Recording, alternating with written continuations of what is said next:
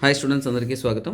Welcome to daily top 10 current affairs of the day. రోజు మీకు అద్భుతమైన ఇంపార్టెంట్ కరెంట్ అఫైర్స్ అనేది హిందూ మరియు ఇతర న్యూస్ పేపర్స్ నుంచి కలెక్ట్ చేసి మీకు ఎగ్జామ్ పాయింట్ ఆఫ్ వ్యూలో క్వాలిటేటివ్గా అనేది అందిస్తున్నానండి. సో ఈ టాప్ 10 కరెంట్ అఫైర్స్ అనేది 30 మినిట్స్ ఉంటుంది. ఈ 30 మినిట్స్ అనేది మీరు ఏ కాంపిటేటివ్ ఎగ్జామ్ రాసినా, ముఖ్యంగా ఏంటంటే యూపీఎస్సీకి ప్రిపేర్ అవుతున్న స్టూడెంట్స్కి ఇది పక్కా హెల్ప్ అవుతుంది. అంటే రానున్న యూపీఎస్సీ 2024 కోసం 2024లో రాయనున్న ఎగ్జామ్కి ఎవరైతే ప్రిపేర్ అవుతున్నారో సో వాళ్ళు ఖచ్చితంగా ఈ వీడియోస్ అనేది రెగ్యులర్గా ఫాలో అవుతురండి. మర్చిపోవద్దు, మనకి తక్కువ వ్యూసే వస్తున్నాయి కాబట్టి సో కైండ్లీ మీరు ఫ్రెండ్స్తో షేర్ చేయండి. సో దట్ మీరు సపోర్ట్ చేస్తూ ఉంటేనే ఈ ఇనిషియేటివ్ అనేది నేను ముందుకు తీసుకెళ్తాను. వ్యూస్ తక్కువ ఉంటే ఇక ఖాళీగా తీసుకోవడం వేస్ట్ కదండి. ఆల్రెడీ యాక్చువల్గా ఈరోజు నేను క్లాస్ డిలే తీయడానికి కారణం కూడా ఏంటంటే ఈ వీడియోస్కి అనేది కొద్దిగా తక్కువ వ్యూస్ వస్తున్నాయి కాబట్టి మనం అంతగా ఎఫర్ట్ అనేది పెట్టలేకపోతున్నాము. We can see over. So ఈరోజు ఏంటంటే చూడండి, టెంపో శాటిలైట్ అనేది న్యూస్లో ఉంది. నాసా వాళ్ళు తీసుకొచ్చిన మిషన్ అండి, చాలా చాలా ఇంపార్టెంట్. ఎందుకంటే ప్రతి గంటకి కూడా అంటే ఎయిర్ పొల్యూషన్ని మానిటర్ చేయడం. ఒకే పాయింట్ మీకు, టెంపో శాటిలైట్ ఎందుకు? ఎయిర్ పొల్యూషన్ని మానిటర్ చేయడం కోసం. గంటకి ఎవ్రీ టైం మనము ఈక్వల్గా మాడిఫై స్టడీ చేయడానికి, మానిటర్ చేయడం కోసం తీసుకొచ్చిన ఒక మిషన్. ఈ టెంపో శాటిలైట్లో ఏమేమి ఉంటుందంటే ట్రోపోస్ఫెరిక్ ఎమిషన్ మానిటరింగ్, అంటే మన ట్రోపోస్ఫియర్లో జరుగుతున్న ఎమిషన్స్ని, ముఖ్యంగా ఏంటంటే నార్త్ అమెరికా ప్రాంతాల్లో జరుగుతున్న ఈ యొక్క ఎయిర్ పొల్యూషన్ ఏవైతే ఉన్నాయో వాటిని స్టడీ చేయడానికి. అలాగే ఏంటంటే వీళ్ళు కొన్ని అంటే ఏ ప్రాంతం వరకు అంటే నార్త్ అమెరికా ఉన్న మ్యాక్సిమం రీజియన్స్ని వీరు ఎమిషన్ని స్టడీ చేస్తారనమాట. సో అలాగే ఇది కొంత పక్కనున్న ప్రాంతాలని కూడా వాటిని కూడా అంటే యూరోపియన్ స్పేస్ ఏజెన్సీ మరియు చూడండి సౌత్ కొరియా యొక్క జెమ్స్ వీటన్నిటితో కొలాబరేట్ చేసి ఇంకా ఓవరాల్గా కాంప్రహెన్సివ్గా క్లియర్గా పొల్యూషన్ని మానిటర్ చేస్తుందన్నమాట. సో మొత్తానికి ఏంటంటే దీని ద్వారా అంటే ozone, nitrogen oxide, sulphur dioxide, formaldehyde levels ఇవన్నీ కూడా ఏంటంటే వారు ప్రతి గంటకి ఆ లెవెల్స్ అనేది మానిటర్ చేయబోతున్నారు. సో ఇది ముఖ్యంగా ఏంటంటే ప్రతి గంటకు మానిటర్ చేయడం వల్ల కొన్ని రష్ అవర్స్, ట్రాఫిక్ టైం అలాంటప్పుడు, అలాగే ఫారెస్ట్ ఫైర్స్, వాల్కనోస్ జరుగుతున్నప్పుడు పొల్యూషన్ ఎంత ఎక్కువ అవుతుంది, ఎలా దాన్ని న్యూట్రలైజ్ చేయాలి అనే దాన్ని వాళ్ళు స్టడీ చేస్తున్నారు. ఈ యొక్క శాటిలైట్స్ అనేది అంటే చూడండి, జనరల్గా జియో స్టేషనరీ ఆర్బిట్లో ప్లేస్ చేస్తున్నారు. జనరల్గా ఇలాంటి అబ్జర్వేషన్స్ అనేది డైలీ మానిటరింగ్ అనేది లో ఎర్త్ ఆర్బిట్లోనే ప్లేస్ చేస్తారు. బట్ ఇది డిఫరెంట్ అండి, ఎందుకంటే ఈ టెంపో మిషన్ అనేది, ఈ టెంపో శాటిలైట్ మిషన్ అనేది జియో స్టేషనరీ ఆర్బిట్లో అనేది వాళ్ళు ప్లేస్ చేస్తున్నారు. మొత్తానికి 20 నెలల పాటు ఇది ఆపరేషనల్గా ఉంటుంది, ఎయిర్ క్వాలిటీని స్టడీ చేస్తుందని చెప్తున్నారు. తర్వాత ఇంకొక అద్భుతమైన కరెంట్ అఫైర్స్ అంటే చుమ్ సాలమన్ అనే ఒక చేప గురించి న్యూస్లో ఉందండి. సో ఏంటంటే ఎప్పుడు కూడా ఉప్పు నీటిలో ఉండే చేప ఉప్పు నీటిలో ఉంటుంది, మంచినీటిలో ఉండే చేప మంచినీటిలో ఉంటుంది. బట్ ఇక్కడ ఒక స్పెషల్ థింగ్ జరిగింది. ఏంటంటే చుమ్ సాలమన్ అనే చేప ఆర్క్టిక్ సముద్ర భాగంలో అనేది కనపడడం అనేది జరిగింది. సో ఇది చాలా వరకు ఏంటంటే స్పీసీస్ ఆఫ్ అనడ్రోమస్ సోలమన్ సల్మానిడ్ ఫిష్ అంటారు. ఇది చాలా వరకు ఏంటంటే ఫ్రెష్ వాటర్. సో ఇది ఏంటండి, ఫ్రెష్ వాటర్లో ఇది గుడ్లు పెడుతుంది. తర్వాత మైగ్రేటింగ్ టు ద ఓషన్స్, అంటే సముద్రంలోకి వెళ్ళి ఫీడ్ చేసి వస్తుందన్నమాట. దీన్ని డాగ్ సల్మాన్ అని కూడా అంటారనమాట. సో ఇది చాలా వరకు ఏంటంటే చూడండి, పసిఫిక్ సాలమన్ వెరైటీస్కి చెందింది. అక్కడ ఆ ప్రాంతం అంతా కూడా పసిఫిక్ సముద్రం, ఈ ప్రాంతాలంతా కూడా ఎక్కువగా అనేది మనము చూడొచ్చు అనమాట. కాకపోతే దీని యొక్క ఎప్పుడు కూడా life span, early life span అంటే స్టార్టింగ్ ఇది ఎక్కడ జన్మించి బతుకుతూ ఉంటుందంటే ఫ్రెష్ వాటర్లో, ఎస్ట్యూరీస్లో, వెట్లాండ్స్లో ఉంటుందన్నమాట. తర్వాత ఏంటంటే సో ఇదేంటే ఈ యొక్క ఉప్పు నీటిలో ఉంటుంది, మూవ్ ఆన్ అవుతుంది అనమాట. కానీ ఇప్పుడు కనుక్కున్న ఒక రీసెంట్ సర్ప్రైజ్ న్యూస్ ఏంటంటే ఈ యొక్క చుమ్ సాలమన్ అనేది ఇక స్టార్టింగ్ స్టేజెస్ నుంచే కూడా ఏంటంటే ఎక్కువగా ఏంటంటే ఆర్టిక్ సముద్ర భాగంలో అనేది చూపించడం జరుగుతుంది. ఎందుకంటే ఈ మధ్యకాలంలో జరుగుతున్న ఈ యొక్క క్లైమేట్ చేంజ్ వీటన్నిటిని బట్టి చూస్తున్నప్పుడు ఏంటంటే ఇవి మెల్లమెల్లగా ఏంటంటే వాటి యొక్క బ్రీడింగ్ కోసం వాటి యొక్క మైగ్రేషన్ లెవెల్స్ అనేది మార్చుకుంటున్నాయని చెప్తున్నారు. That is what. తర్వాత రీసెంట్గా జియాలజికల్ సర్వే ఆఫ్ ఇండియా వచ్చేసి మొట్టమొదటి క్యాంప్ ఆఫీస్ వచ్చేసి ఏపీలో ఓపెన్ చేశారు. మీరు ఏపీ ఎగ్జామ్ రాస్తున్నారంటే ఈ కరెంట్ అఫైర్స్ అక్కడ ఇంపార్టెంట్. బట్ మనం చూసేది ఇంకో విషయం కోసం, దాన్ని నేషనల్ జియో సైన్స్ డేటా రెపోజిటరీ అంటాం. అంటే NGDR ఒక ఆన్లైన్ పోర్టల్ December 19th, 2023 నాడు న్యూఢిల్లీలో అనేది లాంచ్ చేశారనమాట. ఈ యొక్క పోర్టల్ గురించి తెలుసుకోవాలంటే ఇది ఒక ఆన్లైన్ పోర్టల్ అండి. ముఖ్యంగా ఏంటంటే ఇండియాలో ఉంటున్న జియో స్పేషియల్ ఇన్ఫర్మేషన్ మొత్తాన్ని యాక్సెస్ చేయడం, షేర్ చేయడం, అనలైజ్ చేయడమే వీళ్ళకి ముఖ్యమైన పని. దీని యొక్క మెయిన్ హెడ్లైన్ ఎవరంటే జియాలజికల్ సర్వే ఆఫ్ ఇండియా, అలాగే Bhaskaracharya Institute of Space Application and Geo Informatic BISAC-N అంటాం. వీళ్ళిద్దరూ కూడా కొలాబరేట్ చేసి ఈ యొక్క NGDR అనే ఒక పోర్టల్ అనేది మెయింటైన్ చేస్తారు. సో ఇవన్నీ తెలుసుకున్న తర్వాత మనకి జియాలజికల్ సర్వే ఆఫ్ ఇండియా ఎలా ఫామ్ అయింది ఏంటి అనేది మనం తెలుసుకుందాం. సో ఇది ఏంటంటే 1851లో జియాలజికల్ సర్వే ఆఫ్ ఇండియా అనేది ఫామ్ అయింది. ముఖ్యంగా ఏంటంటే రైల్వేస్ నుంచి కూడా వాళ్ళు ఇండియాలో బ్రిటిష్ వాళ్ళు రైల్వే స్థాపించడానికి మనకి బొగ్గు గనులు ఎక్కడెక్కడ లభిస్తాయి, వాటి యొక్క డేటా అన్నీ కూడా స్టడీ చేయడం కోసం ఈ యొక్క జియాలజికల్ సర్వే ఆఫ్ ఇండియా అనేది స్టార్ట్ చేశారనమాట. ఇది కాలంతో పాటు ఏంటంటే జియో సైన్స్ ఇంకా ఇతర ఫీల్డ్స్ అన్ని స్టడీ చేసుకుంటూ ఒక జియో సైంటిఫిక్ ఆర్గనైజేషన్గా మరింత ఎన్నో ఇన్ఫర్మేషన్ ఇస్తూ డెవలప్ అయ్యనమాట. వీళ్ళ యొక్క ముఖ్యమైన పని ఏంటి అని తీసుకున్నామంటే మనకి జియాలజికల్గా ఉంటున్న ఎక్స్పర్ట్స్ అందరినీ కలుపుకుంటూ అక్కడ ఏంటంటే డెవలప్మెంట్స్ అన్నీ కూడా చేస్తుంటారు. సో మొత్తానికి ఏంటంటే మన ఇండియా యొక్క జియాలజికల్ ప్రాసెస్ ఇన్ఫర్మేషన్ అన్నింటిలో కూడా వాళ్ళు మెయిన్ ఆర్గనైజేషన్ అనేది వర్క్ చేస్తుంటారు. సో అలాగే ఏంటంటే ఇది మినిస్ట్రీ ఆఫ్ మైన్స్ అండర్లో కోల్కతాలో హెడ్ క్వార్టర్స్గా అనేది వర్కింగ్ అవుతుంది. అలాగే డిఫరెంట్ రీజనల్ ఆర్గనైజేషన్ తీసుకున్నామంటే ఆఫీసెస్ తీసుకున్నామంటే 6 దాకా ఉన్నాయండి. సో ఇది మొత్తానికి ఏంటంటే జియాలజికల్ సర్వే ఆఫ్ ఇండియా. తర్వాత నెక్స్ట్ టెలికాం బిల్ అనేది రీసెంట్గా అనేది మనకి అప్రూవ్ చేశారని తెలుసు, మనకి పార్లమెంట్లో ఇంట్రొడ్యూస్ చేస్తున్నారు. సో అలాగే IAMAI internet mobile association of India వచ్చేసి దీన్ని అప్రిషియేట్ చేసి వెల్కమ్ చేశారు. సో అలాగే ఏంటంటే ఇప్పుడు IAMAI ఏంటో మనం తెలుసుకుందాం. సో ఇది ముఖ్యంగా ఏంటంటే 2004లో అనేది ఫౌండ్ చేశారు. ఇది ఒక నాన్ ప్రాఫిట్ ఆర్గనైజేషన్గా సొసైటీస్ అండ్ రిజిస్ట్రేషన్ యాక్ట్ 1860 అండర్లో అనేది రిజిస్ట్రేషన్ పొందింది. మొత్తానికి ఇందులో ఏంటంటే మన ఇండియాలో ఉన్న డిజిటల్ సర్వీసెస్ అందరూ కూడా ముఖ్యంగా 500 Indian and multinational cooperation members అంతా కూడా భాగస్వామ్యంగా ఉన్నారు.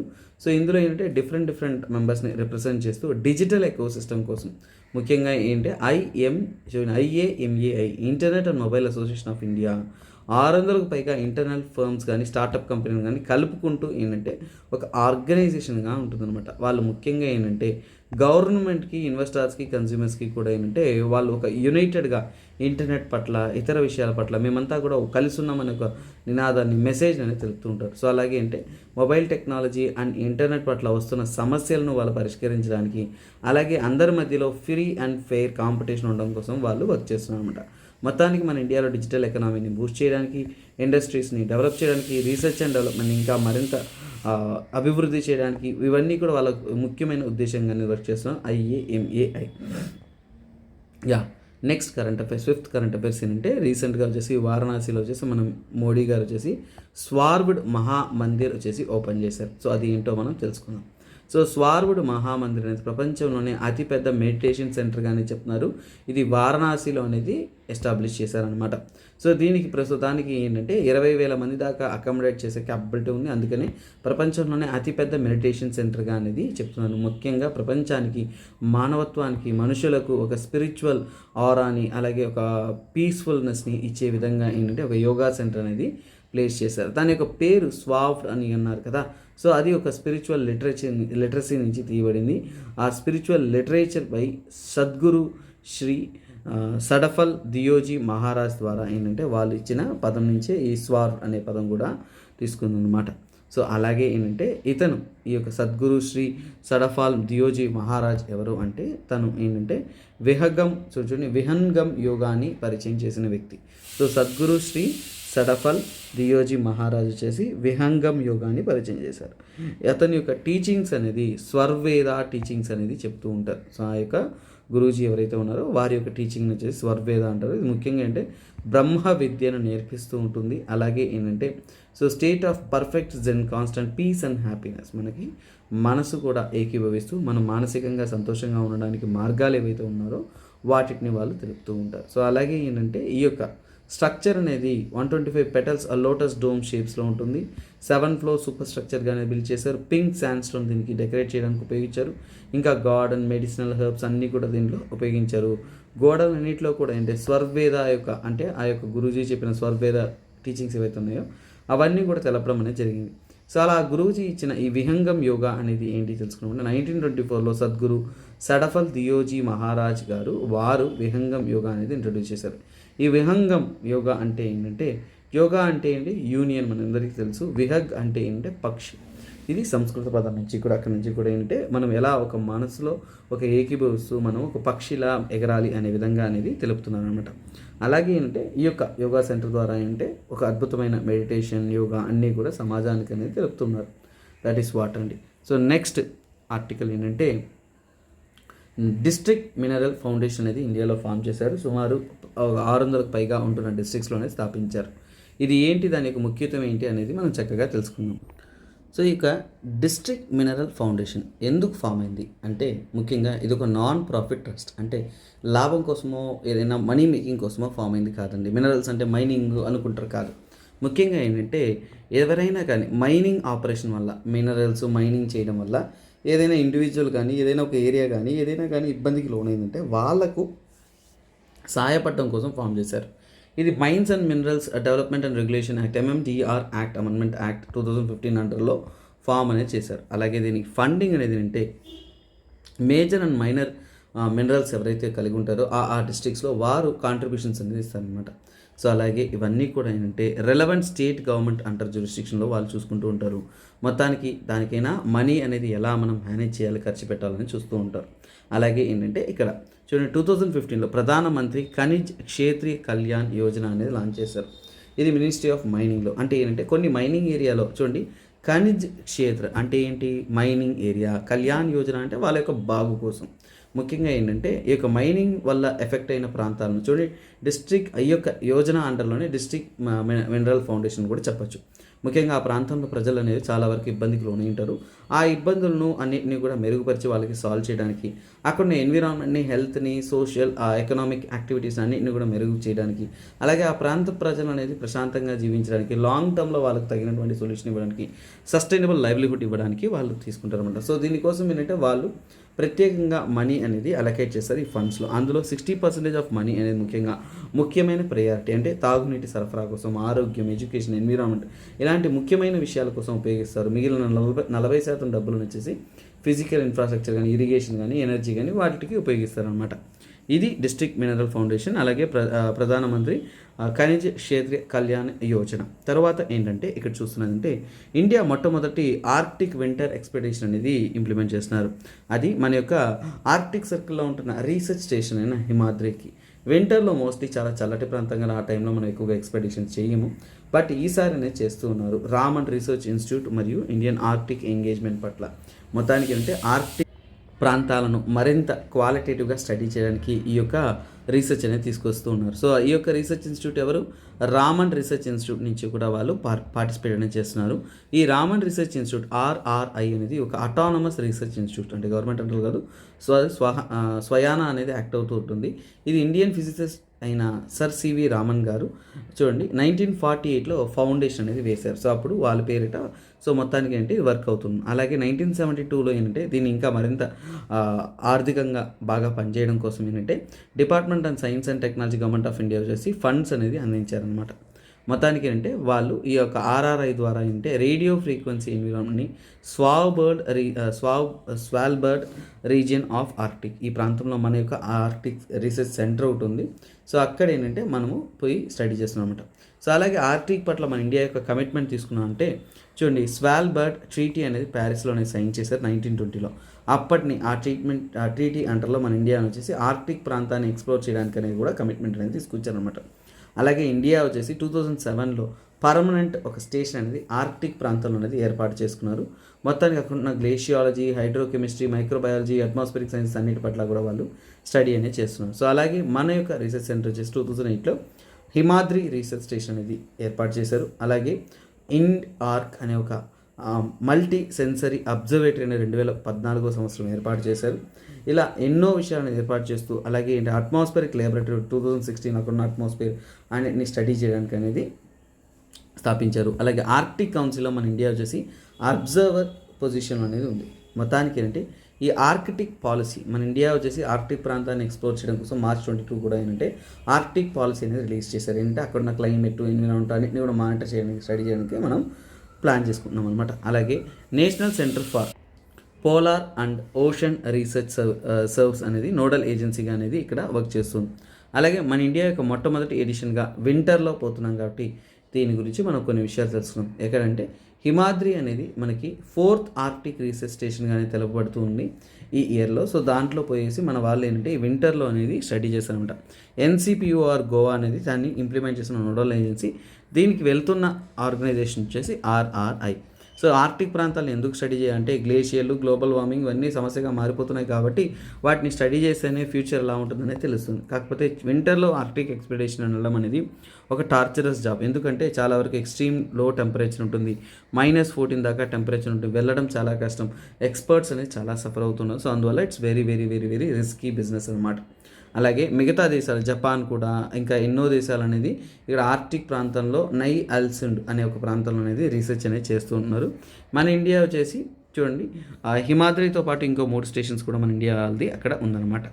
తర్వాత 8th కరెంట్ అఫైర్స్ వచ్చేసి Indian forest and wood certification scheme రీసెంట్గా న్యూస్లో ఉంది. సో అది ఏంటో మనం తెలుసుకుందాం. ముఖ్యంగా ఏంటంటే wood certification, Indian forest and wood certification scheme అనేది లాంచ్ చేశారు. ఇది ముఖ్యంగా ఏంటంటే సస్టైనబుల్ ప్రాక్టీస్, అంటే అడవి ప్రాంతాన్ని అలాగే అక్కడ ఉన్న వుడ్ అనేది మనం జాగ్రత్తగా మేనేజ్ చేసుకోవడానికి సస్టైనబుల్ పద్ధతిలో యూటిలైజ్ చేసుకోవడం కోసం తీసుకొచ్చిన ఒక స్కీమ్ అనమాట. వీళ్ళు ఏంటంటే సస్టైనబుల్ ఫారెస్ట్ మేనేజ్మెంట్ కోసం కూడా అక్కడున్న వుడ్ కానీ అలాగే కొన్నిసార్లు ప్లాంటేషన్ చేస్తూ ఉంటారు. అంటే చెట్లు నాటేస్తాం, ఏది పడితే అది నాటకూడదు. ఖచ్చితంగా ఏంటంటే ఆ అడవికి తగినటువంటి చెట్లు, కాలానికి తగినటువంటి చెట్లు చక్కగా నాటాలి. కాబట్టి వాటిని స్టడీ చేసి సర్టిఫికేట్ చేసే ఒక ఆర్గనైజేషన్, ఒక స్కీమ్గా చెప్పొచ్చు. ముఖ్యంగా ఏంటంటే ఈ ఫారెస్ట్ మేనేజ్మెంట్ యూనిట్స్ కానీ, వుడ్ బేస్డ్ ఇండస్ట్రీస్ కానీ, నాన్ టింబర్ ఫారెస్ట్ ప్రొడ్యూస్ కానీ అన్నింటినీ కూడా ఏంటంటే వాళ్ళు వ్యాలిడేట్ చేసి ఆ ఫారెస్ట్ ఏరియాని సస్టైనబుల్ చేయడానికి తీసుకొచ్చిన ఒక ఇనిషియేటివ్ అనమాట. సో అలాగే ఫారెస్ట్ మేనేజ్మెంట్ తీసుకున్నామంటే చాలా వరకు ఏంటంటే మన ఇండియాలో వచ్చేసి 8 క్రైటీరియాలో 69 ఇండికేటర్స్తో ఎఫెక్టివ్గా అనేది ఫారెస్ట్ అనేది మేనేజ్ చేసుకుంటూ ఉన్నారు. అలాంటిది ఈ IFWCF ఇది ఎందుకు ఇప్పుడు కావాలి అనుకుంటున్నామంటే ప్రస్తుతానికి ఫారెస్ట్ వాల్యూస్ని వీటిని మనము ఇంటర్నేషనల్ మార్కెట్ లెవెల్లో తీసుకెళ్తున్నప్పుడు వాటిని సర్టిఫై చేయాలి, సస్టైనబుల్ పద్ధతులు ఫాలో అవ్వాలి. అలాగే క్లైమేట్ చేంజ్ పట్ల లా అనేది చాలా స్ట్రాంగ్ అయింది. అందులో భాగంగా అంటే గ్లాస్గో క్లైమేట్ చేంజ్ కాన్ఫరెన్స్ 2021లో జరిగినప్పుడు కూడా ఏంటంటే 100 కంట్రీస్ అనేది ప్లెడ్జ్ చేసుకున్నాయి. ఎలాగైనా కానీ మనం డిఫారెస్టేషన్ని రివర్స్ చేయాలి, 2030 అంతా కూడా అడవి ప్రాంతాన్ని మళ్ళీ పునర్నిర్మాణం చేయాలని నిర్ణయించుకున్నాను. అందులో భాగంగా ఇండియా కూడా ఉంది. కాబట్టి మనం ఇలాంటి ఒక ఆర్గనైజేషన్ ఫామ్ చేసి సర్టిఫికేషన్ ఇవ్వడం వల్ల ఏంటంటే మెల్లమెల్లగా ఏంటంటే మన మీద ట్రస్ట్, ట్రాన్స్పరెన్సీ అలాగే అడవి ప్రాంతాన్ని మనం ఇంకా మరింత స్ట్రాంగ్గా చేయడానికి అనేది ఇది యూస్ అవుతుందన్నమాట. సో ఎలాగైతే ఇక్కడ మనకి quality council of India, bureau of Indian standard ఇలా స్టాండర్డైజేషన్ ఉందో అలాగే ఇది కూడా ఏంటంటే అద్భుతమైన స్టాండర్డ్స్ ఇచ్చి ఫారెస్ట్ని దాని యొక్క ప్రెస్టైన్ ఎన్విరాన్మెంట్ని సంరక్షిస్తూ వస్తుందన్నమాట. తర్వాత నెక్స్ట్ కరెంట్ అఫైర్స్ అనేది చూద్దాము. సో రీసెంట్గా వచ్చేసి ఇక్కడ వరల్డ్ బ్యాంక్ యొక్క మైగ్రేషన్ అండ్ డెవలప్మెంట్ అనే దాని గురించి ఒక రిపోర్ట్స్ అనేది వచ్చాయి. సో దాని గురించి మనం తెలుసుకుంటాం. సో ఇక్కడ చూడండి, మైగ్రేషన్ అండ్ డెవలప్మెంట్ బ్రీఫ్ ఇది ఎవరు ఇస్తున్నారు అంటే వరల్డ్ బ్యాంక్. సో చూడండి, prepared by migration remittance unit of world bank development economic division. So ఇక్కడ ఎవరు ఏ రిపోర్ట్ ఇస్తున్నారని మీకు చాలా ఇంపార్టెంట్. మైగ్రేషన్ డెవలప్మెంట్ బ్రీఫ్ ఎవరు? World bank. ఆ పాయింట్ మీరు గుర్తుపెట్టుకోండి. ఇది సెమీ యాన్యువల్ అంటే సంవత్సరానికి 2 సార్లు అనేది రిపోర్ట్ అనేది ఇస్తుంటారు. ఇక్కడ మైగ్రేషన్ అనేది అలాగే రెమిటెన్స్ ఫ్లో అంటే ఏంటంటే బయట దేశాల నుంచి మన ఇండియా నుంచి ఫారిన్లో పోయి పనిచేస్తారు, అక్కడి నుంచి వస్తున్న డబ్బులు మన ఇండియాకి వస్తుంది కదా, దాన్నే రెమిటెన్స్. అంటే ఒక ఇండియన్ దుబాయ్లో పోయి పనిచేస్తున్నా అంటే దుబాయ్లో సంపాదించిన డబ్బులు ఇండియాకి పంపిస్తారండి, దాన్నే రెమిటెన్స్ అంటారు. సో అలా రెమిటెన్స్ ఫ్లో ఎలా ఉంది ప్రతి 6 నెలలకు అనేది వాళ్ళు స్టడీ చేస్తారనమాట. సో మొత్తానికి ఏంటంటే ఈ యొక్క రెమిటెన్స్ తీసుకున్నామంటే అంటే ఎక్కువగా బయట దేశాల్లో పనిచేసి ఆ దేశానికి డబ్బులు పంపిస్తున్న దేశాల్లో ఇండియానే అత్యధికమైన రెమిటెన్సెస్ సుమారుగా $125 బిలియన్ అనేది మనకి రావడం అనేది జరిగిందనమాట. అలాగే అంటే గ్లోబల్ కంపాక్ట్ ఆన్ మైగ్రేషన్ గురించి వాళ్ళు అంటే మిగతా రిపోర్ట్స్ అంతా కూడా ఇస్తున్నారు. సో ఇందులో హైలైట్ ఏంటంటే ఈ పాయింట్ గుర్తుపెట్టుకోండి, ప్రపంచవ్యాప్తంగా అత్యధికమైన రెమిటెన్స్ తీసుకున్న దేశంలో మన ఇండియా అనేది టాప్ పొజిషన్లో ఉంది. తర్వాత మెక్సికో, చైనా, ఫిలిప్పైన్స్, ఈజిప్ట్ అనేది ఉన్నాయన్నమాట. ఈ రెమిటెన్సెస్లో మనకి మెయిన్ సోర్స్ ఏంటంటే చూడండి, యూఎస్ నుంచి ఎక్కువగా సోర్స్ ఆఫ్ రెమిటెన్స్ మన ఇండియాకి అనేది వస్తుంది. సో గ్లోబల్ రెమిటెన్స్ ట్రెండ్స్ తీసుకున్నాము అంటే చాలా వరకు లో అండ్ మిడిల్ ఇన్కమ్ కంట్రీస్, ఈ యొక్క డెవలపింగ్ కంట్రీస్ అని చెప్పుకోవచ్చు. వాళ్ళు సుమారుగా 3.8% 2023 అనేది రెమిటెన్స్ అంటే బయట దేశాల్లో పనిచేసి అక్కడి నుంచి కూడా మనీ అనేది కలెక్ట్ చేస్తున్నాం అనమాట. అలాగే గల్ఫ్ కోఆపరేషన్ కౌన్సిల్ కానీ, అడ్వాన్స్ ఎకనామీస్ కానీ ఇవన్నీ కూడా ఏంటంటే లేబర్ మార్కెట్ ఓపెన్ చేసి చాలామందికి ఉద్యోగ అవకాశాలు ఇస్తూ అక్కడి నుంచి కూడా ఏంటంటే హోమ్ కంట్రీకి అనేది మనీ అనేది పంపిస్తున్నారు. అంతే కదండి, ఇప్పుడు మన ఇండియాలో నుంచి దుబాయ్కి వెళ్తారు పనికి, దుబాయ్లో సంపాదించిన డబ్బులు ఇండియాకి పంపించి మళ్ళీ ఇండియాకి వస్తున్న డబ్బులు కదండి. సో అప్పుడు ఏంటి రెమిటెన్స్ అంటాం. సో అలాగే మిడిల్ ఈస్ట్ అండ్ సో ఇక్కడ రీజనల్ డైనమిక్స్లో ఒక్కొక్క ప్రాంతంలో ఈ యొక్క రెమిటెన్సెస్ ఎలా ఉంది, మైగ్రేషన్ బ్రీఫ్ అంటే ఏంటి, ఒక్కొక్క ప్రాంతంలో ఎలా మైగ్రేట్ అవుతుందంటే దాని గురించి. Middle East and North Africa MENA అని అంటారు. ఈ ప్రాంతంలో ఏంటంటే second consecutive year of decline in remittance inflow. మెల్లమెల్లగా ఏంటంటే ఈ రెమిటెన్స్ ఇన్ఫ్లో అనేది తగ్గిపోతూ వస్తుంది, అంటే బయట దేశాలపై పనిచేసే వాళ్ళ సంఖ్య తగ్గుతుందన్నమాట. యూరోప్ అండ్ సెంట్రల్ ఏషియాలో కూడా ఏంటంటే రెమిటెన్స్ ఫ్లో తగ్గుతూ వచ్చింది. అలాగే ఇక 2024లో వాళ్ళు తీసుకొస్తున్నప్పుడు అంటే ఈ యొక్క real income of the migrants in 2024 due to global inflation and లో గ్రోత్ రేట్ పర్స్పెక్టివ్ అంటే ఖచ్చితంగా ఏంటంటే ఈ యొక్క రెమిటెన్స్ అనేది డిక్లేర్ అవుతుంది చెప్తున్నారు. దీని ద్వారా మీరు తెలుసుకోవాల్సింది అంటే బయట దేశాల్లో పోయి సంపాదిస్తాను చేస్తాను కదా, అది ఖచ్చితంగా తగ్గుతున్నారు. ఎందుకంటే ప్రపంచవ్యాప్తంగా కూడా ఇన్ఫ్లేషన్ పెరుగుతుంది, గ్రోత్ రేట్ తగ్గిపోతూ వస్తుంది, దానివల్లనే రిస్క్ ఫ్యాక్టర్గా ఉందని చెప్తున్నారు. అలాగే ఈ యొక్క రెమిటెన్సెస్ ఏవైతే ఉన్నాయో సో అది డయాస్పరా బాండ్స్ అంటే మన ఇండియా నుంచి బయట దేశాలు ఉంటున్నారు కదా, డిఫరెంట్ డయాస్పరా, ఇండియన్ డయాస్పరా, ఆ యొక్క స్ట్రాంగ్ బాండింగ్ అనమాట మన ఇండియాకి. అలాగే యూఎస్లో ఉంటున్న ఇండియన్స్కి ఒక బాండింగ్ అనేది ఉంటుంది. సో ఈ బాండింగ్ వల్ల కంట్రీస్ యొక్క ఇన్కమ్ అనేది చాలా గ్రో అవుతుందని చెప్పొచ్చు. అంతే కదండి, మన ఇండియా వాళ్ళు ఫారిన్లో పోయి పనిచేస్తున్నారంటే అక్కడికి మాత్రం కాదు, మన ఇండియాకి కూడా మంచే. అదే ఈ రెమిటెన్స్. రీసెంట్గా లేట్ బ్లైట్ అనే ఒక జబ్బు పంజాబ్కి చెందిన పొటాటోస్ని అటాక్ చేసింది. సో అలాగే దీని గురించి ఒక వార్నింగ్ కూడా ఇవ్వడం జరిగింది. కొన్ని జబ్బుల గురించి అడుగుతారు, ఎప్పుడు కూడా ఏదో ఒక డిసీజ్ న్యూస్లో ఉంటుంది కదా, ఎగ్జామ్లో వస్తాయి. అందులో పొటాటో క్రాప్స్ని తాకుతున్న ఈ డిసీజ్ ఏంటంటే లేట్ బ్లైట్ డిసీజ్. ఖచ్చితంగా తెలుసుకోండి, రీసెంట్ కరెంట్ అఫైర్స్ కాబట్టి. ఇది ఫంగల్ ఆరిజిన్ అంటాం, ఫంగల్ డిసీజ్ అంటాము. ఇది ఫంగస్ అయిన ఫైటోప్తోరా ఇన్ఫెక్టెన్స్ వల్ల ఇది వస్తుందన్నమాట. ముఖ్యంగా పొటాటో క్రాప్ని ఇది తాకుతుంది అనమాట. సో ఇది ముఖ్యంగా లీవ్, స్టెమ్ అండ్ ట్యూబర్స్ అన్నింటినీ కూడా ఏంటంటే, ట్యూబర్స్ అంటే భూమిలో ఉంటుంది కదా పొటాటో, సో దాన్ని కూడా అటాక్ చేస్తుంది అనమాట. సో అలాగే ఏంటంటే వాటర్ సోక్డ్ స్పాట్స్, ఇది ముఖ్యంగా ఏంటంటే స్టార్టింగ్ అంటే కొన్ని చుక్కల్లాగా ఏంటంటే ఆకు మీద వస్తుంది. తర్వాత ఏంటంటే కలర్ అనేది ట్రాన్స్ఫార్మ్ అయిపోతుంది, కలర్ అనేది మారిపోతుంది, పర్పుల్ బ్లూ కలర్కి మారిపోతుంది. తర్వాత ఫైనల్ స్టేజ్లో ఏంటంటే పూర్తిగా బ్లాక్గా మారిపోయి చెట్లు అనేవి చనిపోతూ వస్తాయి. ఇది త్వరగా స్ప్రెడ్ అవుతుంది. ఫర్ ఎగ్జాంపుల్ అంటే స్పొరాంజియల్ ప్లే, ఎప్పుడు కూడా ఏంటంటే ఫంగల్స్ అనేది ఎయిర్ బోన్ స్పోర్స్ అనేది వదులుతుంది, అది ఎయిర్లో ట్రాన్స్మిట్ అయ్యి ఇంకో చెట్లకు అనేది ఎఫెక్ట్ అవుతుంది. ఇలా ఎఫెక్ట్ అవ్వడం వల్ల ఏంటంటే ఇది ఖచ్చితంగా ఏంటంటే ఆ క్రాప్ని ఇంపాక్ట్ చేస్తుంది. పంజాబ్లో పొటాటో క్రాప్ అనేది చాలా వరకు ఇంపార్టెంట్ క్రాప్గా ఉంది కాబట్టి రీసెంట్ టైమ్స్లో ఈ లేట్ బ్లైట్ డిసీజ్ వల్ల వాళ్ళకి రావాల్సిన రాబడి అనేది రావట్లేదు. సో అలాగే ఫార్మర్స్ అంతా కూడా ఎంతో సఫర్ అవుతున్నారు, వాళ్ళకి అగ్రికల్చర్ ఎకనామీ కూడా ఇంపాక్ట్ అవుతుందని చెప్తున్నారు. అలాగే మిటిగేషన్ ప్రివెన్షన్, ఎలా దీన్ని అడ్డుకోవాలని తీసుకున్నారు అంటే ముందుగానే దాన్ని మనము ఖచ్చితంగా డిటెక్ట్ చేశారు అంటే దానికి తగినటువంటి ఫంగిసైడ్స్ ఏవైతే ఉన్నాయో దాన్ని ఉపయోగించడం కానీ, అలాగే దాన్ని అడ్డుకునే విధంగా అగ్రికల్చర్ ప్రాక్టీసెస్ చేయడం కానీ, ప్రజలకు దాని గురించి అవగాహన కలిగించడం కానీ, వ్యవసాయాలకు సహాయపడడం కానీ, దీని ద్వారా ఏంటంటే ఇలాంటి డిసీజెస్ని వాళ్ళు ఫైట్ చేసి ఉంటారు. అలాగే ఇలాంటి లైట్ బ్లైట్ డిసీజ్ రాకుండా మనం దాన్ని తట్టుకునేటువంటి వెరైటీ అయిన క్రాప్స్ ఉపయోగించడం వల్ల కూడా మనం డిఫీట్ చేయొచ్చు అనమాట. సో ఇదండి ఈ రోజుకి అద్భుతమైన టాప్ 10 కరెంట్ అఫైర్స్. రెగ్యులర్గా రోజువారీగా ఇలాంటి అద్భుతమైన టాప్ 10 కరెంట్ అఫైర్స్ కావాలంటే తప్పకుండా రెగ్యులర్గా keep following. This is me SPR. By, take care, have a nice day.